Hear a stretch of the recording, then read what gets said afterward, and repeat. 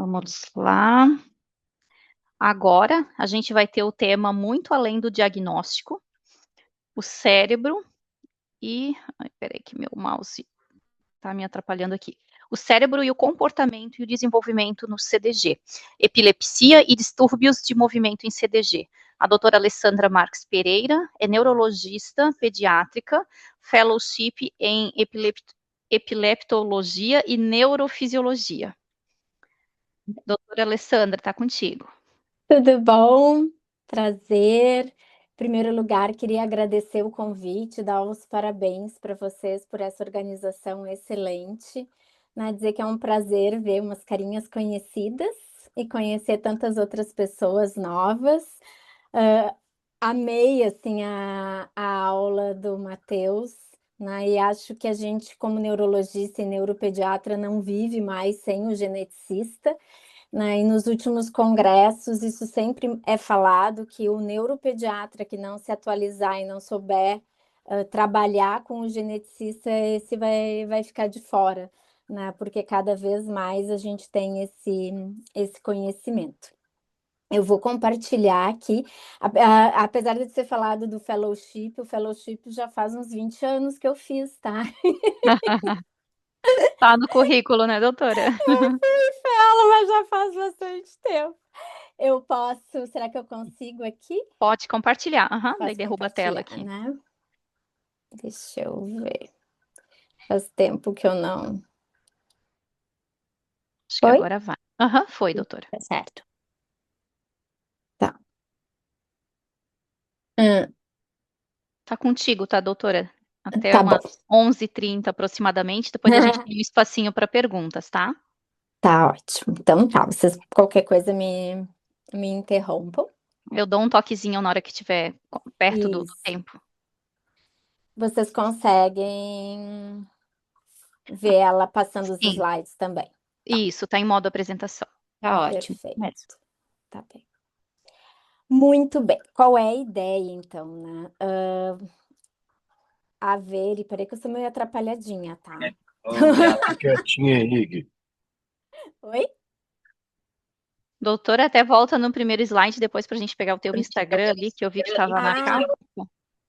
ali é o meu e-mail, mas só deixa eu fazer uma coisa antes, porque como eu não vou enxergar vocês, só para eu não ficar muito Qualquer coisa perdida. a gente abre o microfone, fica bem tranquila se não acompanhar o Tá, chat, tá? Ah, tá é teu bem. e-mail ali. Uhum. É o meu Eu vi e-mail, mas eu rapidinho, já achei que era o Instagram. eu passo depois o Instagram certinho. Tá bem. Deixa eu só fazer uma anotação aqui. Perfeito, tá. Pronto. Estão vendo agora? Sim. Nossa. Bom, então o convite, né, para falar sobre o CDG, e a ideia é justamente trazer, não me repetir, né, do que o Matheus falou, porque ele falou brilhantemente sobre a parte genética, mas falar um pouco mais, sobre como afeta a parte neurológica, exatamente. Então, apesar desse nome complicado, a ideia principal é relativamente simples. O nosso corpo ele funciona, né, como uma grande fábrica, como o próprio Matheus falou, e as proteínas elas precisam passar por várias dessas etapas até ficarem prontas para funcionar corretamente.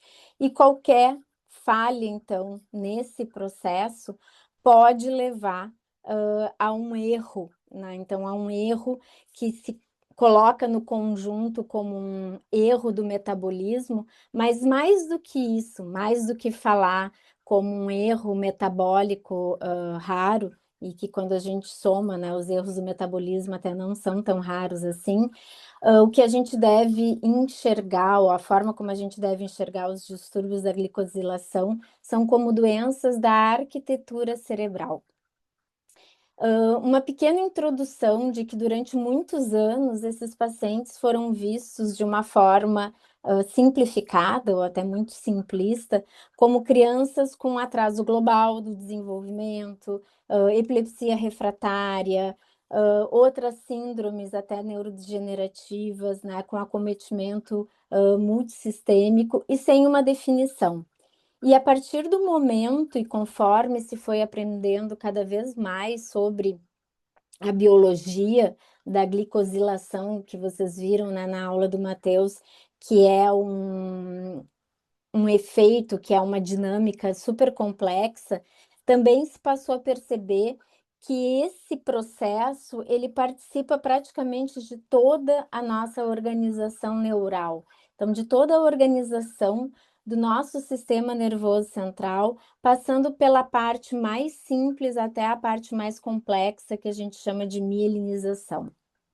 E talvez por isso seja tão difícil ao mesmo tempo, que é tão fascinante, né, de se estudar os distúrbios de glicosilação em neuropediatria, porque nós temos uma conexão entre metabolismo, conectividade cerebral, desenvolvimento, epilepsia e neuroplasticidade, né? Então, quando a gente olha o conjunto, nós temos todos esses marcadores, e esses marcadores praticamente ao mesmo tempo. Talvez seja uma área que tenha crescido, né, muito nos últimos 10 anos, e ainda assim se acredita que muitos dos casos sigam sem diagnóstico, e muito pela falta de conhecimento. Por mais que se tente fazer uma conscientização até a nível mundial, não só a nível de Brasil, mas se fala muito nas conscientizações das síndromes genéticas, dos erros inatos do metabolismo, ainda se pensa muito pouco, né? E quanto menos se conhece, quanto menos se fala, realmente menos os médicos vão pensar sobre determinadas patologias. Então, uma maneira simples, né? De novo, não quero repetir o que o Matheus já mencionou, mas de uma forma simples, então, existem mais de 160 erros inatos, né? E os CDGs são aqueles específicos que afetam a modificação, então, na fase de pós-tradução de proteínas e lipídios, né? Quando ocorre, então, esse erro na cadeia dos glicanos, dos açúcares, né? Tipicamente, assim, se a gente for pensar, as proteínas elas não nascem prontas, elas precisam então passar por todo esse processo, que é um processo super sofisticado, em que elas vão se modificando até chegarem à tradução e esse processo pós-traducional. Então, a glicosilação é como se fosse um sistema de etiquetagem da molécula. Ela é que vai determinar a estabilidade proteica, então, como é que as proteínas se mantêm, né, estáveis, o direcionamento intracelular, a interação de uma célula com a outra, e importante aqui a função de receptores e canais. E quando qualquer parte, ou quando esse sistema, de uma forma geral, falha, seja na estabilidade proteica, seja nesse direcionamento, seja na função dos receptores e canais, a gente vai ter esse impacto sistêmico, analisando também os outros órgãos, mas multifuncional quando a gente pensa em sistema nervoso central. De uma forma bem clássica, bem tradicional, então se divide, né, em tipo 1 e tipo 2, o Matheus já explicou também. O tipo 1 é aquele na falha da montagem do oligosacarídeo, né, do açúcar, que é precursor na transferência para a proteína. E o tipo 2 é aquele que acontece no complexo de Golgi, então já no processamento e na remodelagem. Então, por mais que a gente ainda use esse conceito nessa classificação clássica, e de uma certa forma ela é didática, biologicamente os fenótipos, as apresentações, elas são muito mais complexas, e acho que vocês, melhor do que ninguém, sabem disso, né? Porque vocês vivem diariamente e conversam e sabem quanto cada apresentação realmente é diferente. Então, se a gente for ver o resumo desse slide em termos de sistema nervoso central, a glicosilação ela é um alicerce sináptico. Na sinapse são todas essas comunicações que ocorrem no nosso cérebro como uma rede neural, né? Então, uma comunicação que faz um neurônio com outro neurônio. Então, grande parte das proteínas que ficam na membrana neuronal também dependem dos glicanos de forma adequada. Então, esses glicanos, né, ou essa árvore de glicanos, eles acabam regulando todo o tráfego, né, de receptores, a plasticidade sináptica, né, então interações célula-célula, tráfego de receptores, excitabilidade neuronal, né? Então, muita excitabilidade acaba gerando outros neurotransmissores e consequências. Pouca excitabilidade, um excesso de inibição, a gente acaba tendo um outro fenótipo ou uma outra consequência. E como essa interação célula-célula para nossa manutenção, então, cognitiva, né? De uma certa forma, a hipoglicosilação, ela desestabiliza toda a nossa arquitetura sináptica, toda a capacidade que os nossos neurônios têm de desenvolver essa rede de transmissão, alterando, então, a excitabilidade e a própria transmissão. Então, sem essa árvore acontecendo de forma adequada, né, essa árvore de glicanos, a rede neural ela perde a capacidade de plasticidade e manutenção cognitiva. E por isso que a gente tem um fenótipo, né, que é o fenótipo mais clássico, mais descrito de atraso global e deficiência intelectual. E isso ajuda muito também a entender por que os pacientes podem oscilar tanto clinicamente e dependendo se eles têm algum fator externo, como sono, febre, infecção, fadiga, estresse, qualquer um desses fatores acaba desorganizando um cérebro que já está biologicamente vulnerável. Então, a gente tem um impacto da glicosilação do sistema nervoso central que é funcional, né? Então, isso é importante, mas também ele é muito estrutural. E isso faz também a gente ter diferenças de apresentações. Então, de novo, a glicosilação, o processo adequado de glicosilação, ela é o pilar do neurodesenvolvimento e da estabilidade dessa nossa rede neural. Qualquer falha nesse processo vai comprometer o dobramento de proteínas, então a gente vai ter a alteração dos canais, por isso que eu falei antes, né, que é muito importante receptores e canais. Então, geralmente canais que são iônicos dependentes de voltagem, então canais de cálcio, por exemplo, tem canais de sódio, canais de potássio, mas aqui especificamente canais de sódio. Então, toda essa excitabilidade neuronal, ela fica alterada. O que significa, né? Se a gente lembrar lá da biologia, entrada de sódio, saída de potássio, bomba de cálcio, esse equilíbrio, ele é um equilíbrio muito frágil. Qualquer modificação nisso faz com que a nossa célula, no caso, nosso neurônio, vá ficar hiperexcitável, levando, por exemplo, ao risco de epilepsia por essa instabilidade. O segundo pilar, na segunda estrutura vital, é justamente a sinalização celular e os receptores. Então, as sinapses, elas perdem a capacidade, elas perdem a eficiência da comunicação, né? E essa comunicação, ela é fundamental para a transmissão de neurotransmissores e para todo o processo de plasticidade.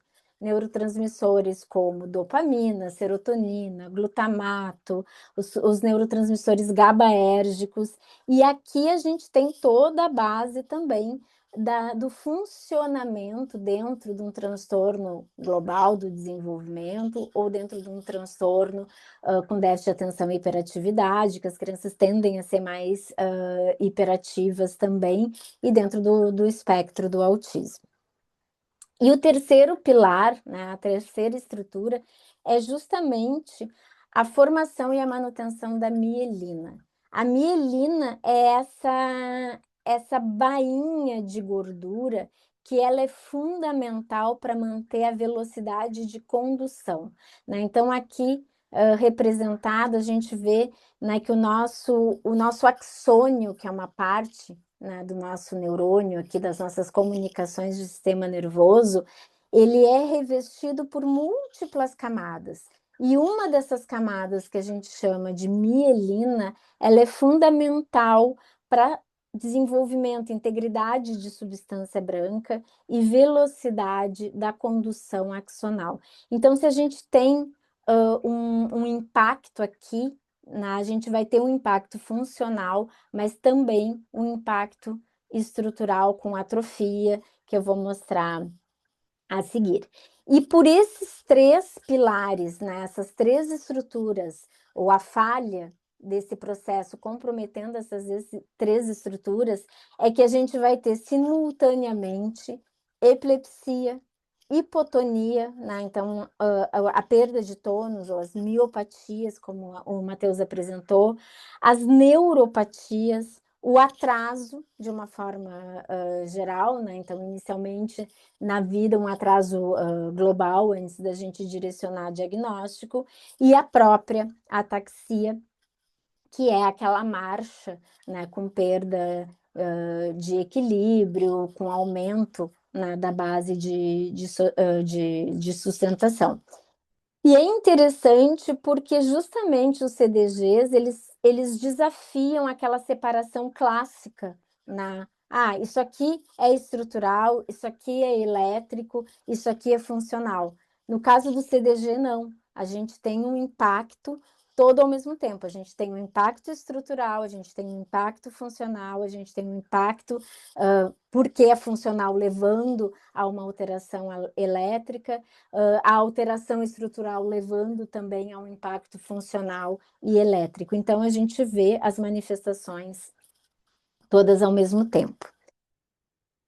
Esse slide, ele mostra justamente como essa cascata, né? Como a gente enxergaria a fisiopatologia do CDG formando um timeline, né? Então, desde que ocorre a falha genética, e aqui eu estou usando o PMM2, porque acaba sendo, né, o modelo principal, inclusive para a parte neurológica.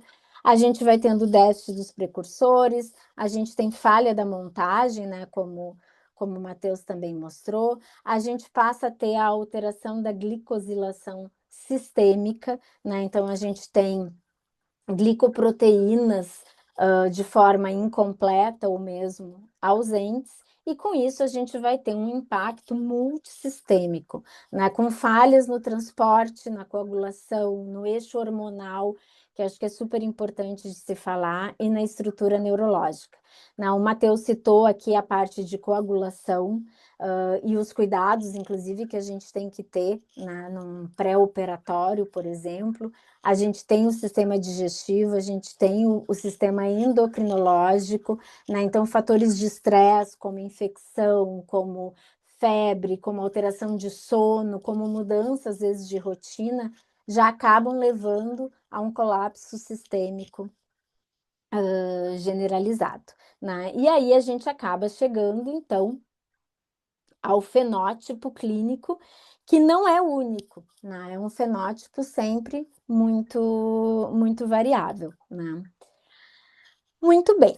Em termos de assinaturas fenotípicas, o que eu separei? Separei mais para a gente ver os padrões neurológicos mesmo, né? Quais são os padrões para neuropediatras? Em termos de sinais clínicos, neuroimagem, eletroencefalo e algumas terapias de precisão, né? Então, de novo, assim, quando a gente pensa em CDG, a gente precisa começar a pensar em assinatura do fenótipo, da apresentação clínica, porque frequentemente essa criança, depois do pediatra, ela vai passar pelo neuropediatra, porque é mais hipotônica, porque demorou para caminhar, porque não está falando, porque tem alguma outra apresentação inespecífica, entre aspas, e que se o neuropediatra não tiver a suspeição,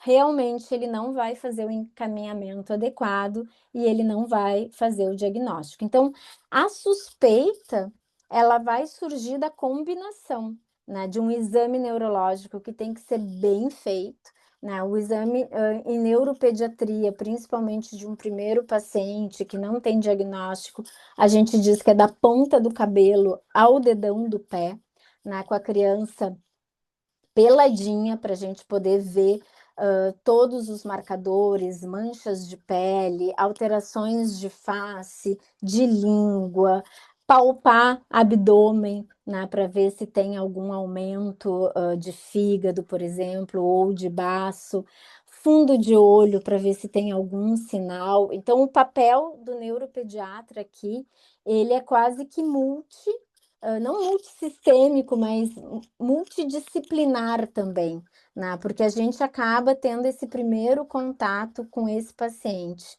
com um padrão de desenvolvimento, né? Muitas vezes as famílias chegam justamente para avaliar desenvolvimento e quais são as manifestações sistêmicas. Então, se eu separar aqui a forma antinatal, neonatal, que costuma ser a mais grave, a gente já tem marcadores, né, de hidropsia fetal, que é aquele bebê que nasce bem inchado, assim, uma cardiomiopatia hipertrófica, então uma alteração do coração que dilata.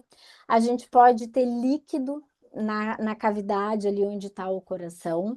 E aqui são os casos mais graves, né, com desfecho com uma letalidade bem elevada mesmo, né, entre 29 semanas de gestação e 3 meses de vida, né? São os casos mais graves.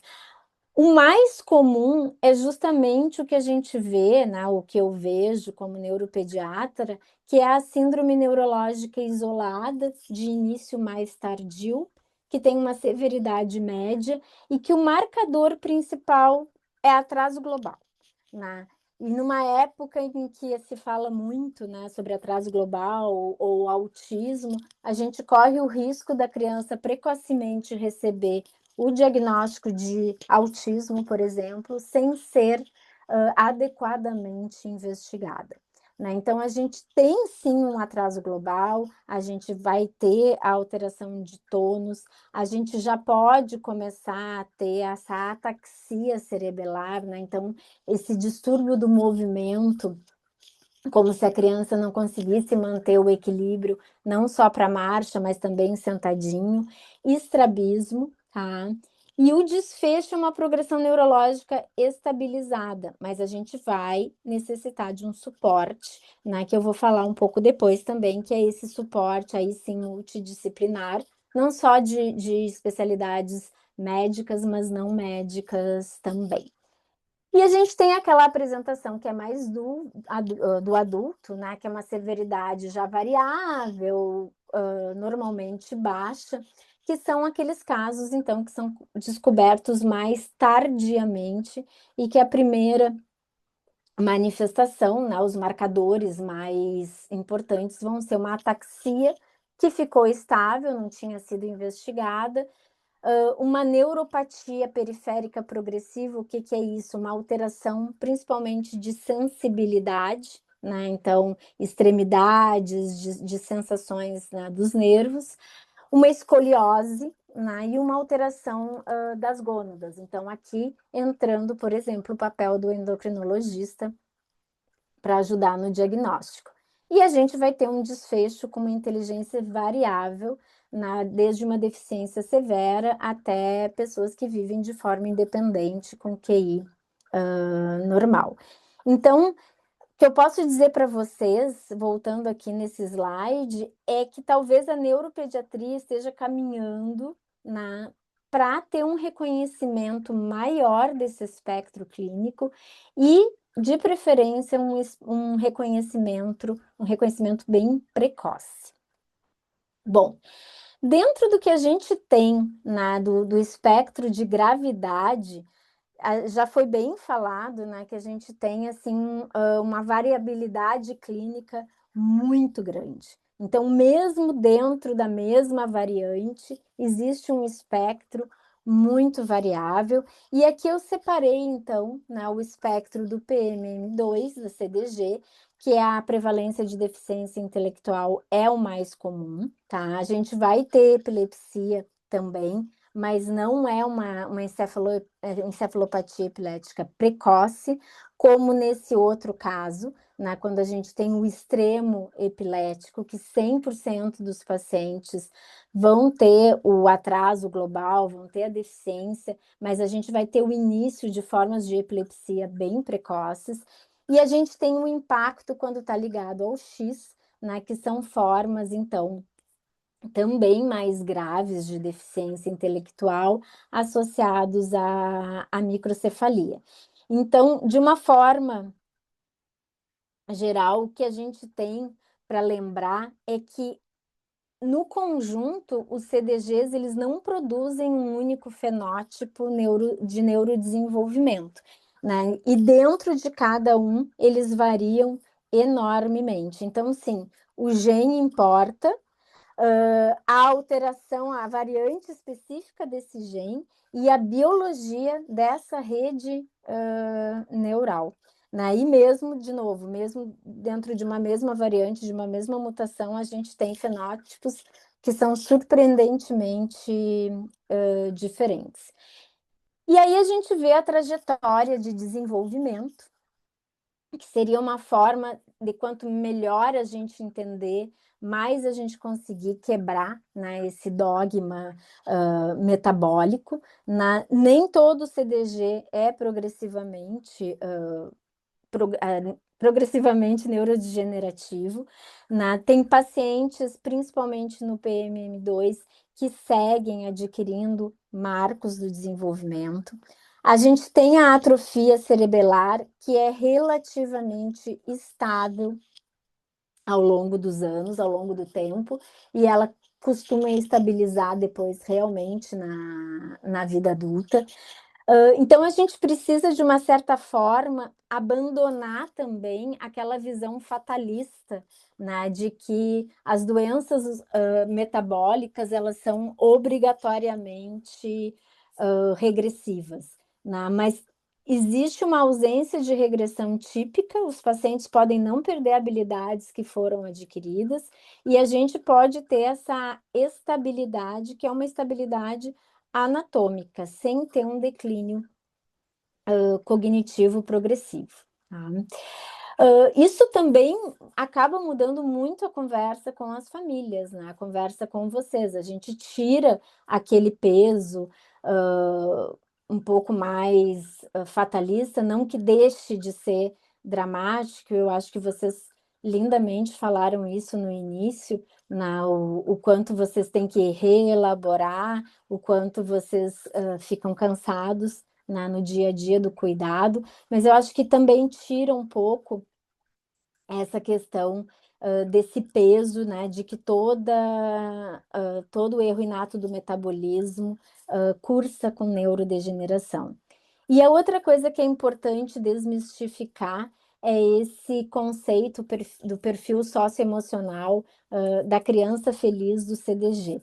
Né? Então, cada vez estudos melhores desenvolvidos, estudos multicêntricos, randomizados, mostram questões completamente diferentes, né? Inclusive de um sofrimento internalizado. E se a gente tem uma criança que é não verbal, a gente vai ter muita dificuldade em entender o que essa criança está passando. E ela pode estar desconfortável por uma dor abdominal, ela pode estar desconfortável por uma alteração hormonal, e a gente vai acabar pecando ou atrasando alguns pontos de tratamento e de diagnóstico em função disso. Então, vários dados mostram que existe um sofrimento.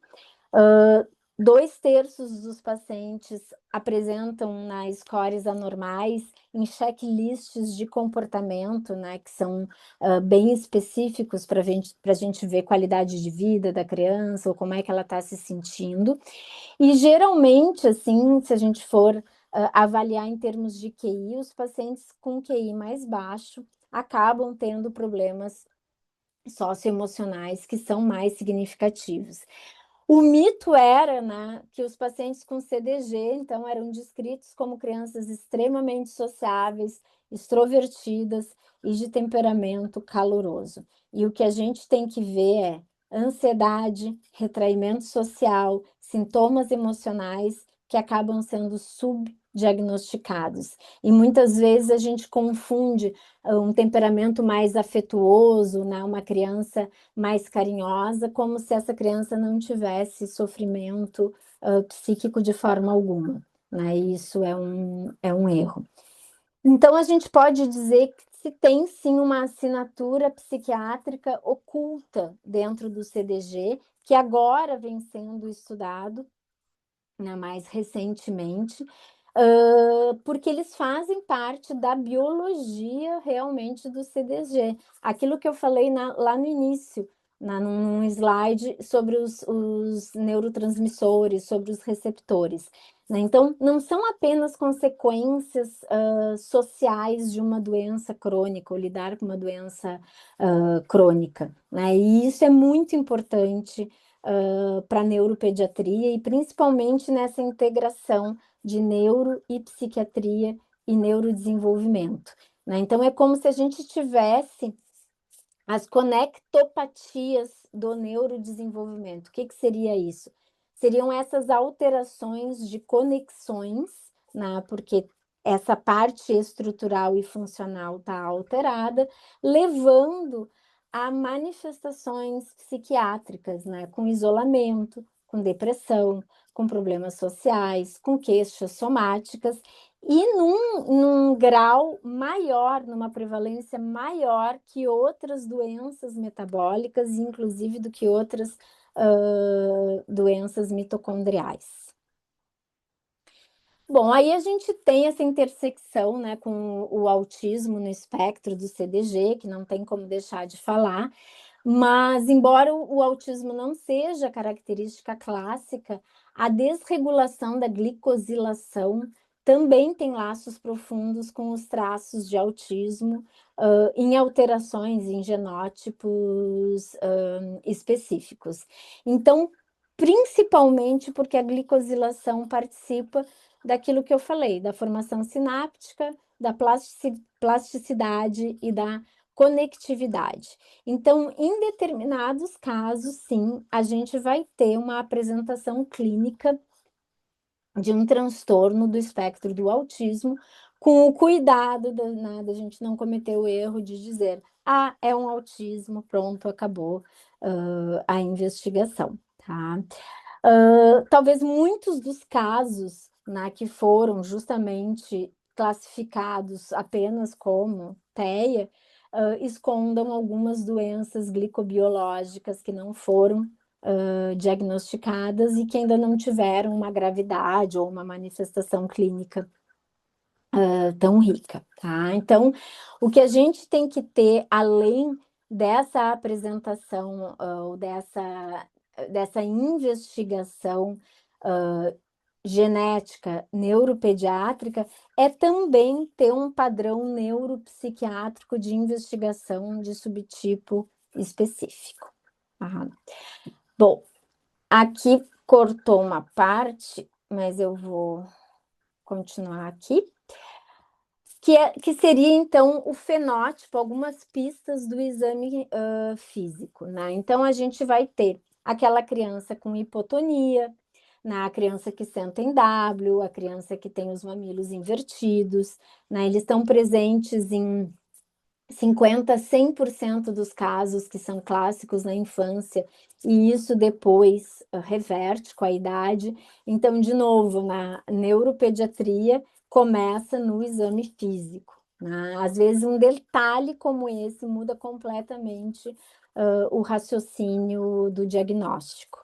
Os coxins gordurosos, né? Então, é uma distribuição que não é normal do tecido gorduroso, frequentemente acima aqui dos glúteos, ou bem na região acima da bexiga. de novo, né, a importância da gente examinar bem.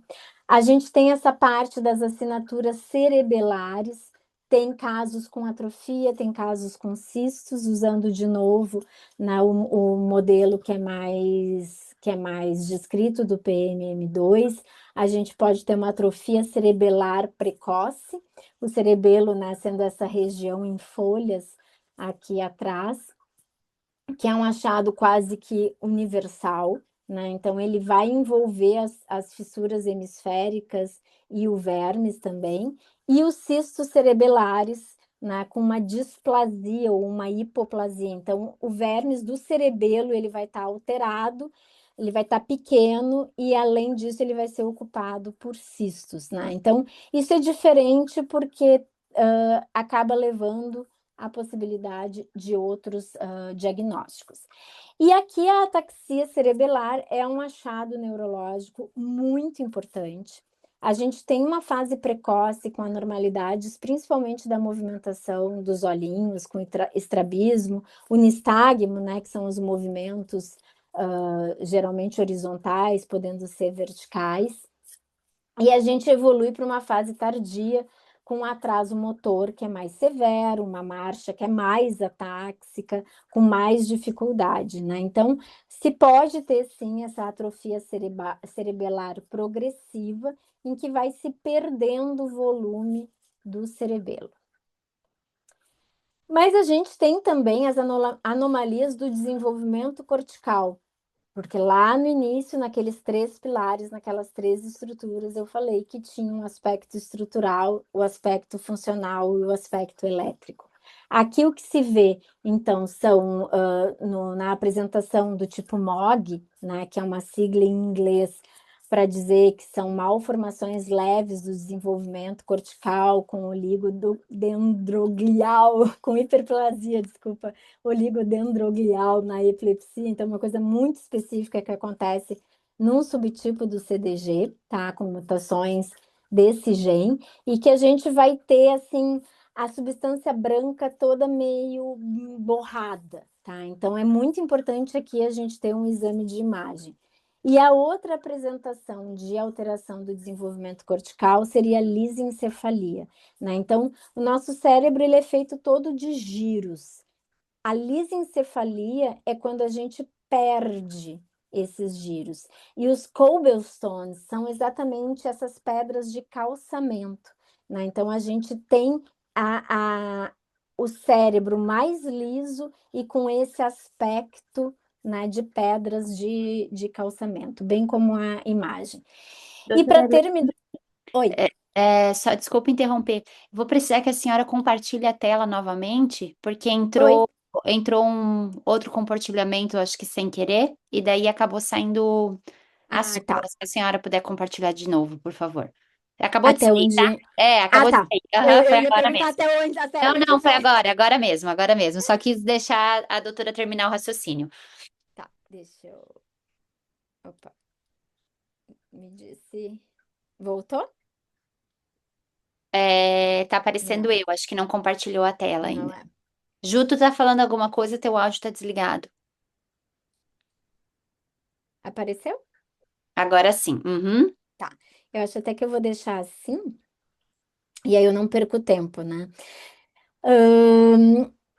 Bom, então, entrando bem na parte específica agora das epilepsias, que é uma parte bem complexa, a gente pode dividir nas encefalopatias epiléticas, que são mais iniciais, que é a assinatura clássica do AUG-13, cursando com a hipsiarritmia da síndrome de West, né, com esse padrão bem desorganizado, geralmente o perfil clínico de mulheres heterozigotas, né, como o Matheus já tinha explicado, e que vai ter um sucesso muito significativo inicial com ACTH ou prednisolona e relato de melhora significativa com dieta cetogênica. Então, a gente tem um bebê que precocemente, antes de qualquer outra manifestação que possa sugerir um CDG, né, a gente começa com aquelas crises típicas de, né, espasmos infantis e a gente faz um eletro e a gente já tem um padrão de hiperarritmia,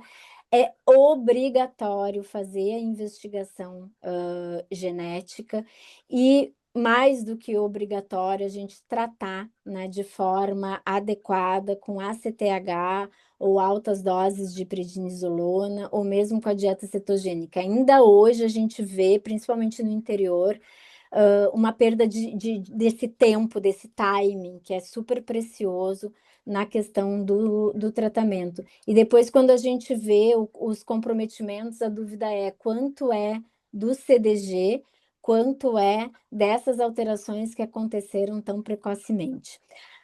No PIGA, especificamente, a gente tem a encefalopatia mioclônica precoce, e ela é tão precoce quanto o período neonatal, né? A gente já pode ter manifestação. Então, o que que a gente vai ter? Mioclonias. O que que são mioclonias? São formas de convulsão que são pequenos choques, né? Então, a gente vai ter numa mão, a gente vai ter numa perna, a gente vai ter na cabeça, a gente vai ter, às vezes, no corpo inteiro e de forma muito variável, como se fosse migratória.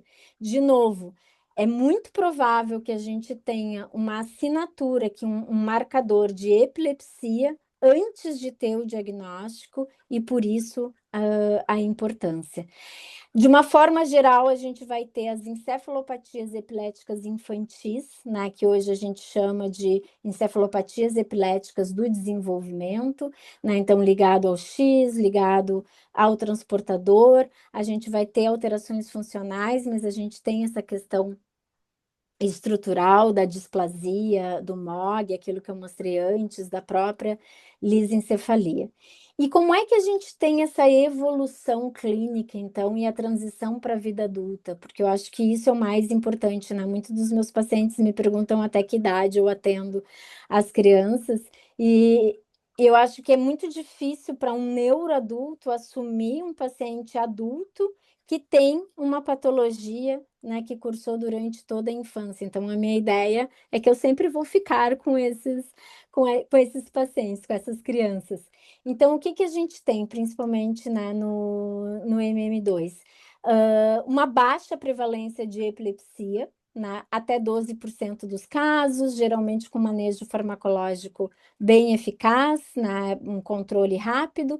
A gente tem uma mudança de foco neurológico para ataxia e para neuropatia, com ataxia cerebelar e neuropatia periférica, e aquela vigilância multidisciplinar contínua. Escoliose, então, ortopedista, retinite pigmentosa, oftalmologista, alterações endocrinológicas e assim por diante.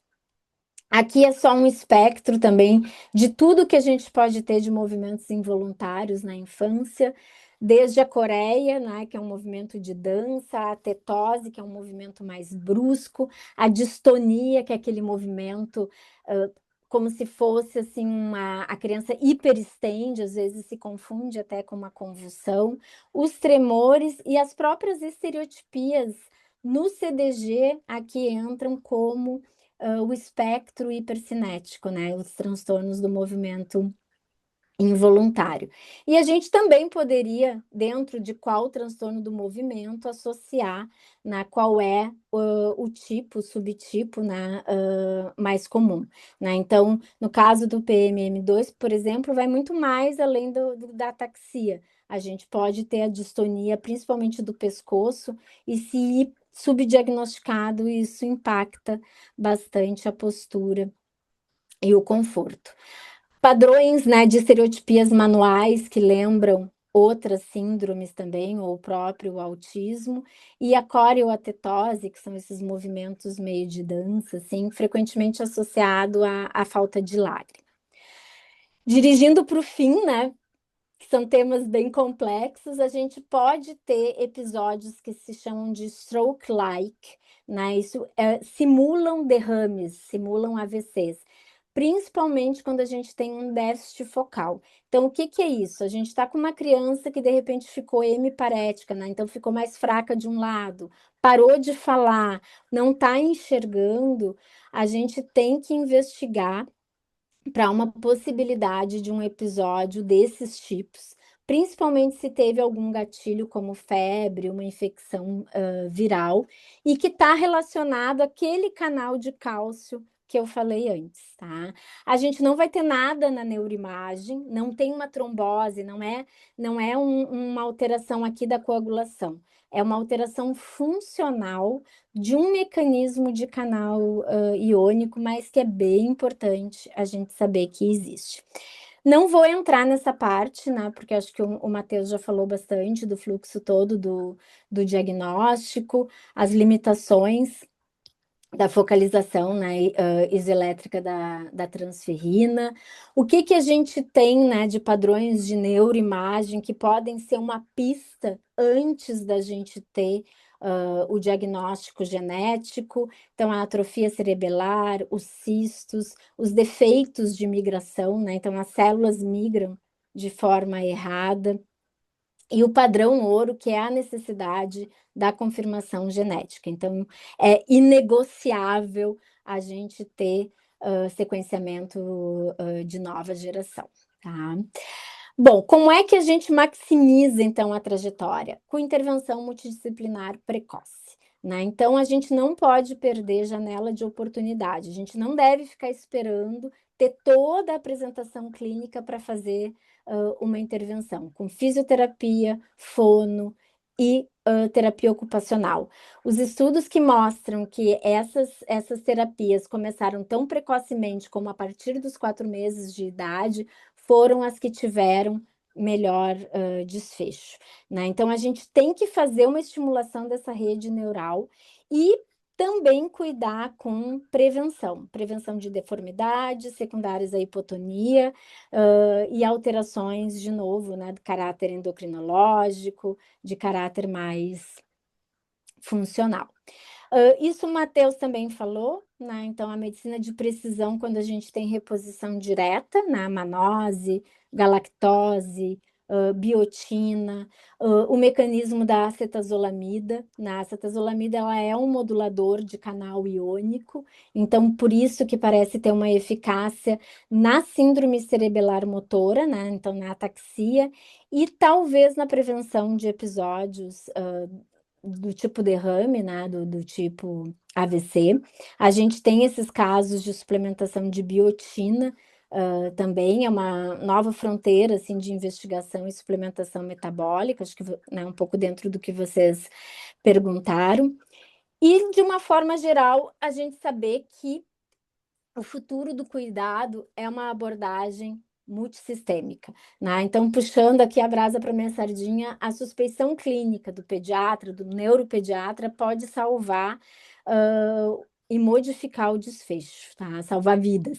Então, a gente tem que identificar as assinaturas, isso vai abrir portas para a medicina de precisão, isso vai exigir essa rede coordenada. Falha minha que não botei o geneticista, mas vocês considerem, né, junto aqui com o neuropediatra e as outras especialidades, gastroendócrino, ortopedista, a parte de hematologista, oftalmologia e assim por diante, tá? Então, aqui é só uma matriz mesmo de síntese, né, do que a gente tem de sinais, o que a gente tem de eletros, o que a gente tem de terapia hoje, né? Esse aqui eu posso disponibilizar depois para vocês, o que a gente tem de manifestações clínicas e riscos, seria um guia de manejo e vigilância. E com isso eu encerro, então, agradecendo novamente pelo convite. Uhum. Muito bom, doutora, muito bom mesmo. É sempre bom, né, a gente escutar um pouquinho mais, né, sobre a síndrome CDG, porque é complexo, né, principalmente para nós familiares, né. Tem algumas perguntinhas aqui, doutora, eu vou começar aqui. A primeira, é papel do neuro indicar quais e quantidade de terapias para desenvolvimento cognitivo da criança? Eu sei que você falou, né, um pouquinho da parte Da das intervenção. terapias, mas qual seria o profissional que O nos profissional. indica? Eu acho que é o papel do neuropediatra em associação com os terapeutas, né. Eu acho que essa briga é uma briga infeliz e que só vai contra o interesse do paciente e da família, né. Então, eu como vendo a criança a cada 4 meses, 6 meses, às vezes uma criança estável uma vez por ano, eu não tenho como dizer que essa criança precisa ou ela continua precisando de uma frequência X, né, de terapias. É claro que num primeiro momento a criança chega, eu tenho o diagnóstico, eu posso estruturar, e aí eu sim, como a neuropediatra, posso estruturar um plano de ação. Mas isso tem que haver uma parceria constante entre, né, os outros profissionais, a físio, a fono, a TO, o que está sendo trabalhado, o que está dando resultado, para a gente ir modificando, senão vira receita de bolo, né, e algumas crianças se sobrecarregam e acabam Uhum. tendo, uma resposta menor do que poderiam ter se fosse otimizado de outra forma, né. Esse já vem um encontro até da segunda pergunta, né, como saber o quanto estimular e se não está, sobrecarregando o cérebro da criança. Eu achei É, muito bom o que você trouxe, até porque, assim, por exemplo, até a idade escolar é uma coisa, depois acabam vindo outras necessidades, e como conciliar isso, né, aí vem neuropsicopedagoga, vem reforço escolar, vem muitas outras coisas, né, inclusive a exatamente. terapeuta ocupacional, porque normalmente as crianças têm dificuldade até de segurar o lápis, a coordenação motora fina, né, então como Isso, saber o quanto, né, como eu o sei se eu quanto. estou É. sobrecarregando ou não, né? Aí, na verdade, assim, a criança que está sobrecarregada, ela vai ter aquelas manifestações que eu falei, psiquiátricas ou psicológicas também. Então, é uma criança que vai estar mais irritada, é uma criança que vai se isolar, é uma criança que vai ter uma mudança de comportamento, né, não vai querer entrar nas terapias. É Uhum, diferente da criança que não quer entrar na terapia por dificuldade de transição e que chega na terapia e está super feliz, né, e depois não quer sair da terapia. É uhum. diferente, é aquela criança que a gente tem que ter um olhar, assim, que a criança está sofrendo, realmente, né. O mais não quer dizer que é melhor, né. Então, se a gente for separar, assim, na fase mais precoce, o que que a gente precisa, físio, TO com a parte sensorial, né, e fono, ou uma forma de estimulação precoce. Justamente à medida que a criança vai crescendo, o que que a gente vai precisar? De uma psicopedagoga, a gente vai precisar manter a físio, a gente vai incrementar a fono com uma comunicação alternativa, aumentativa, por exemplo. A gente vai precisar de uma psicóloga, né, para as crianças que estão entrando na adolescência, que tem algum grau de sofrimento, então a gente vai ter que ir modificando. Mas muitas vezes, se a criança for verbal, ela vai dizer, né, chega, se for um quadro mais leve, e para as não verbais a gente vai ver no comportamento, não fazia xixi na cama, faz xixi na cama, se isolou, fica mais doentinha, sistema imunológico sofre mais, aí é um sinal da gente se perguntar: será que está funcionando, né?" Muito bom. Isso vem ao encontro também da terceira pergunta, né, o perfil Sensações. socioemocional pode ser avaliado em pacientes, por exemplo, que não falam, que não andam, e como, né, se o neuro que faz essa avaliação. O neuro pode, tá, fazer essa avaliação, tá, essa acho que é uma questão extremamente importante, porque na maior parte das vezes existe aquela falsa ideia de que as crianças que não são verbais ou que têm comprometimento motor não têm, uma situação socioemocional complexa, né. Então é importante a gente lembrar que o perfil socioemocional ele não depende só da fala, ele depende da expressão facial, a busca do vínculo, o contato visual, como é que é a regulação emocional dessa criança e como é que ficou a regulação, né, se a gente está em algum grau de sofrimento, sinais de ansiedade, né, comer, compulsivamente, arrancar, então essas automutilações, padrões do sono, né, acho que o sono talvez aqui seja um marcador muito significativo, autoagressão, como é que está o interesse social dessa criança e a maneira como ela está se organizando, né. Então mesmo uma criança que não fala, que não anda, ela tem preferências e vocês conhecem, né, pelo olhar, pelo sorriso, pela forma como como a criança está se comportando. E, aliás, vocês percebem isso intuitivamente, né? Muito antes de qualquer profissional. Então, a gente faz parte dessa avaliação, né, mas ela pode ser construída em conjunto com a própria psicologia, fonoterapia, observação na escola, né. Então a gente vai ver esse conjunto, como é que está o sono, como é que está a irritabilidade, como é que está a tolerância sensorial. E aí tem escalas que são muito, escalas da TO até, né, de padrão de resposta sensorial para essas crianças que nos ajudam bastante a ver perfil socioemocional. Muito bom, doutora. Você trouxe um pouquinho ali sobre a parte de nistagmo, de estrabismo, né?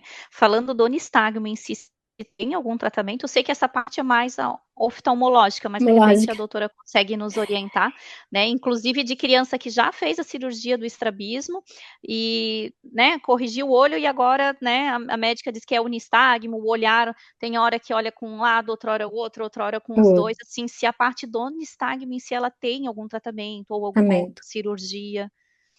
Então, o nistagmo, que é, né, o tipo mais comum, assim, de alteração, ele está muito associado a essa alteração do cerebelo, né, principalmente no PMM2. Então é difícil, assim, que a gente vá corrigir alguma coisa aqui nesse olho, né. A criança vai ter mais dificuldade para fixar o olhar, vai piorar com o cansaço, né, vai ter uma instabilidade maior, e isso pode impactar inclusive em desenvolvimento motor, né, porque imagina ter o olho tremendo, como é que a criança vai ter segurança, né, às vezes para caminhar. A gente tem um manejo, né, que pode envolver várias frentes, assim, não só o acompanhamento com o oftalmo, e a questão de correção visual, né, hoje se faz, até botox em alguns casos, quando a gente tem estrabismo, né, associado, mas muito fisioterapia, TO para integração visomotora e estimulação visual, tá. Tem algumas medicações que são utilizadas para alguns tipos de nistagmo, tá. Isso é Assim, eu não tenho nenhuma evidência, isso tudo é muito limitado ainda. Eu tenho um paciente que uma neuro-oftalmo usou colírio do glaucoma, para melhorar o nistagmo e realmente melhorou, mas eu fui atrás, para tentar entender e não consegui achar, a explicação. Mas a gente tem, assim, a gabapentina, a memantina, né, a memantina é uma medicação bem interessante, porque é uma medicação originalmente para Alzheimer, mas como ela age muito no glutamato, né, no receptor, anti-NMDA, ela acaba tendo, um efeito, assim, no nistagmo, né, pendular, assim. O baclofeno, às vezes algumas coisas de Rivotril, mas aí a gente tem que colocar na balança, né, a gente melhora o nistagmo, piora, tônus. Então o que que a gente tem que pensar, assim, na prática, tá? O nistagmo ele tá impactando a função dessa criança, né, tá levando ao desconforto, tá levando à fadiga, é o que está interferindo no desenvolvimento? Sim, eu acho que aí a gente, tá autorizado a tratar mesmo que off-label. Ah, ela tem um nistagmo, é visível, mas ela se adaptou funcionalmente e não está impactando, é mais o nosso incômodo, né, de ficar olhando, tá, então isso acho que é importante. Eu acredito que isso atrapalha até no desenvolvimento escolar, né, que Exatamente, exatamente. Dá para ver um quadro. Então, isso tem que ter um cuidado, porque isso tudo tem que ser, adaptado, né. Então, onde é que a criança vai sentar? Como é que vai ser o plano? Vai ser um plano inclinado? A letra vai ser maior? Né, então isso tudo a gente tem que estar a escola também tem que ser parceira, né.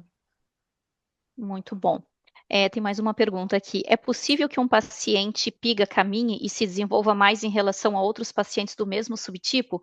Segundo a mãe aqui, né, os médicos da Unicamp dizem que o desenvolvimento do filho dela foge do padrão PIGA, pois normalmente pacientes PIGA não desenvolvem tanto e não caminham. Eu não sei se o Matheus ainda Isso está com aqui, um pode.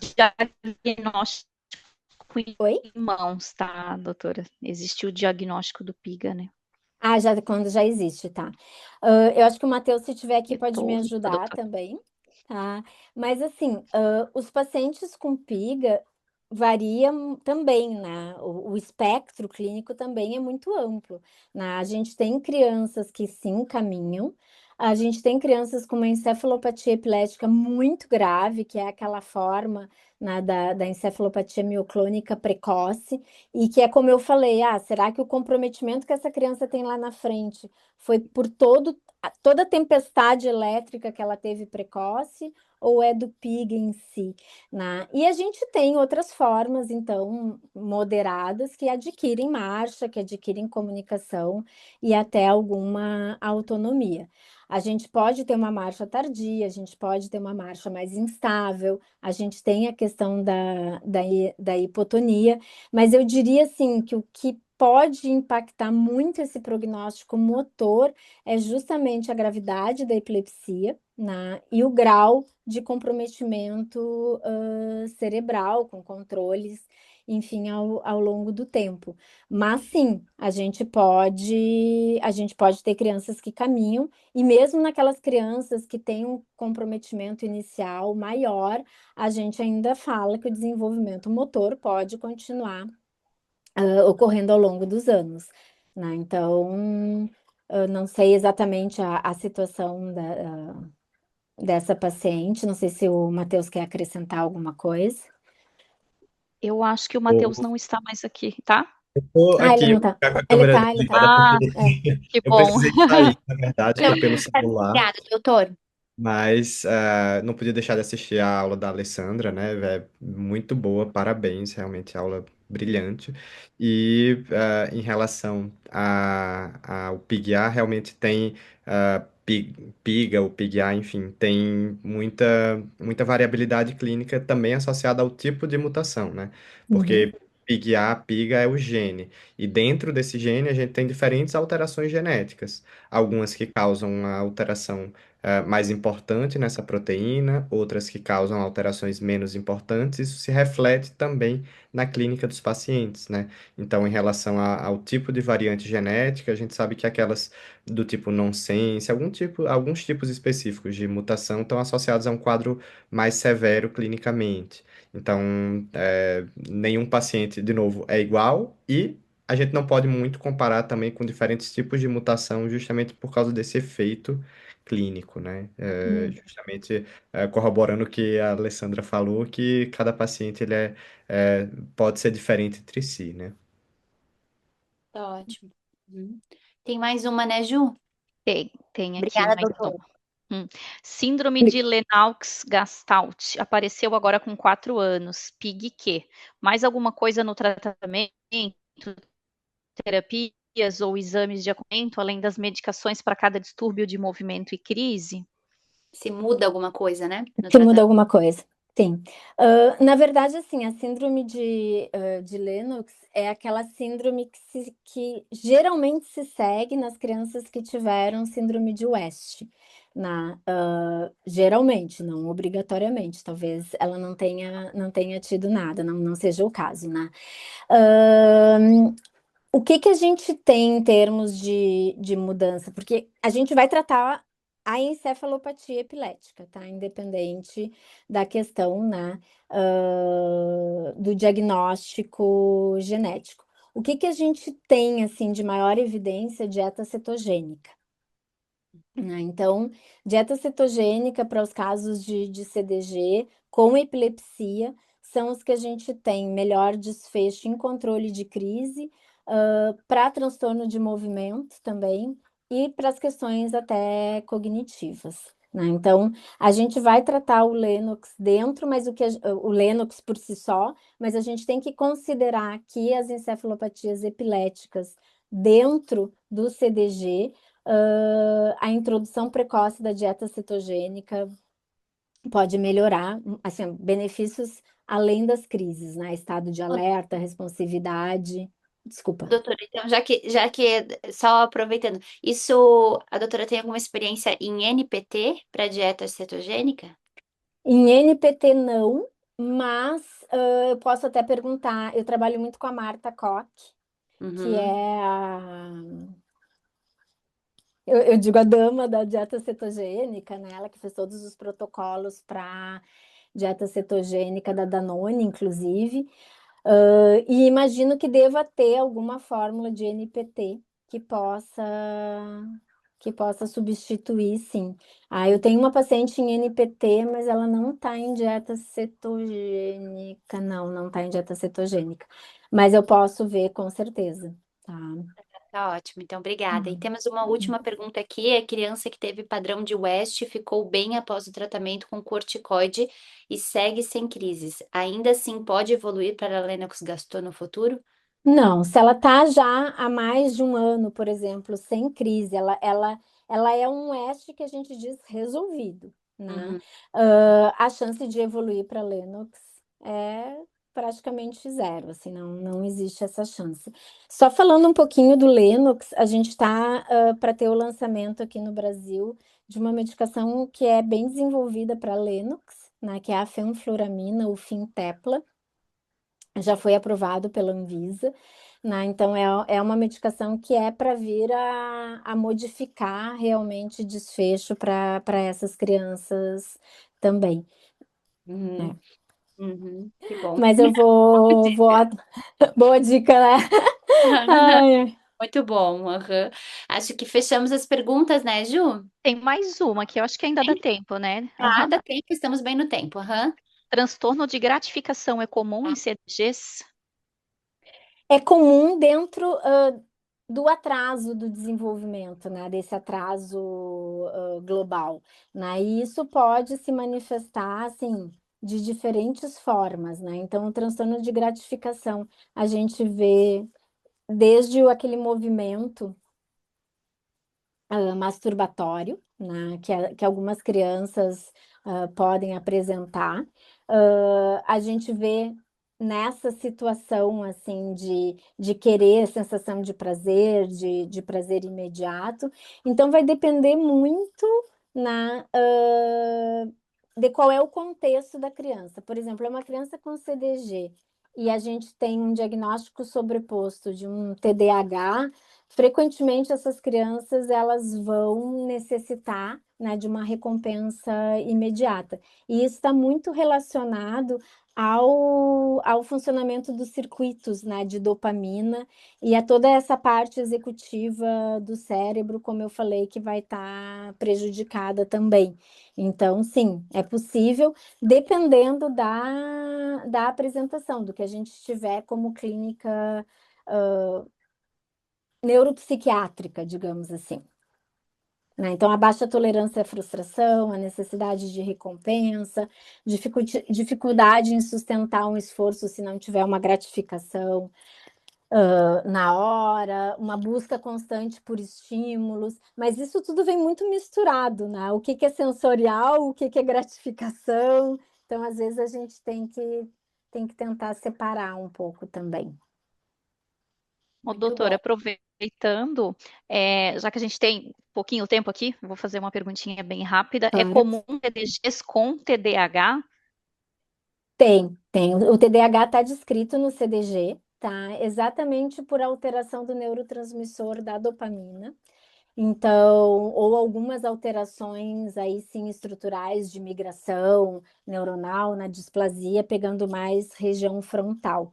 Então, sim, a gente tem TDAH, a gente tem TEA, a gente tem ansiedade. Então, esses transtornos de neurodesenvolvimento, né, que aí, principalmente, então, autismo, TDAH, transtorno de aprendizagem, e deficiência intelectual, eles cursam no CDG.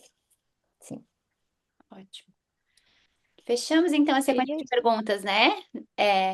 Então tá Bom, doutora, muitíssimo obrigada. As pessoas estão Eu que acho que a doutora agradeço. estava compartilhando, não, talvez não viu o chat, mas as pessoas estão elogiando muito as perspectivas, o Ai, que conteúdo, bom. os slides. Acho que foi de grande contribuição para todos. Ó, doutora, parabéns, excelente explicação. Ai, Muito obrigada, querida. gostamos todos, os elogios estão muito bom. Então, a gente agora agradece, né? Em especial os 2 médicos que estiveram com a gente aqui no período da manhã. Nós queremos lembrar do formulário de presença, então ele está aqui no chat, vamos colocar de novo. Então, as pessoas, né, que precisam de certificado, por gentileza, lembrem-se de preencher aqui. E, novamente, né, muito obrigada, parabéns, foi excelente. Nós vamos disponibilizar o conteúdo depois, aos pouquinhos, né, nas nossas redes sociais. E nós vamos voltar agora, então estamos muito bem no tempo, muito obrigada, são 11h54. Nós vamos finalizar agora o meio-dia e nós retomamos então às 14 horas pontualmente com as oficinas da tarde, que, relembrando, vão ser sobre o diagnóstico, o apoio para as famílias, o que muda na dinâmica familiar e soluções que a gente pode pensar nisso, e depois a parte de direito dos pacientes com deficiência e com doenças raras, tá bom? Então a gente espera vocês no período da tarde. Novamente, muito obrigada. Um abraço para todos. Obrigada a todos, parabéns pela iniciativa de novo. Muito obrigada. Tchau, tchau, pessoal. Tchau, tchau.